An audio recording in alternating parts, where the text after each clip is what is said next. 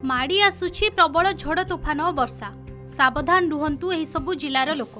प्रचंड खरा तातीरे जळुछि पूरा ओडिशा। सते जेमिति आकाशरू अग्नि वर्षा हेउछि। असह्य खरा तातीरू निस्तार नाही बोली सूचना देछि पाणीपाग विभाग। किछि जिला माननकु हीट वेव वार्निंग मध्य जारी करिछि। बौद्ध, अनुगुल, नयागढ़ एवं मयूरभंज आदि जिलावासींकु ऑरेंज अलर्ट जारी करिछि पाणीपाग विभाग। सेहिपरि बालेश्वर, केन्दुझर, खोर्धा, जाजपुर, भद्रक, कटक, ढेंकानाल, केन्द्रापड़ा, जगतसिंहपुर, गंजाम, गजपति, मालकानगिरी एवं नवरंगपुर आदि जिला को देछि येलो अलर्ट। तेबे गत किछि दिन धरी राज्यर अधिकांश जिलार तापमात्रा 40 डिग्री उपरे रहितबा बेले आसंता 21 तारिख ठारू पागरे सामान्य परिवर्तन होई पारे बोली पाणीपाग विभागर सूचना रहिछि। काळ बैसाखी प्रभाव रे राज्य रे वर्षा और झड़ तोफान हेबा सह खरा गरमरु सामान्य त्राही मिलिबो। हेले एहा परे एप्रिल 25 तारिखरू खरा ताती पुणी थरे असह्य हेबो। एप्रिल मास शेष सुद्धा राज्य रे प्राय समस्त जिलार तापमात्रा वृद्धि पाइबो। 43 डिग्री रु 46 डिग्री जाय सर्वाधिक तापमात्रा पहुंचिबो बोली पाणीपाग विभाग सतर्क सूचना दैछि। गतकाली 44.3 डिग्री सह बौद्ध सहर राज्यर सबुठु उत्तप्त जिला रहिथिला। प्राय 10टी सहरर तापमात्रा 43 डिग्री उपरे पहुंचिथिला। तेबे काळ बैसाखी वर्षा तोफान जोगु तापमात्रा 3 रु 4 डिग्री कमिबो। किंतु 25 तारिख परठारु पुणी भीषण खरा तातीरे सिझिबो पूरा ओडिशा। अत्यधिक खरारे घरु न बाहरिबाकू,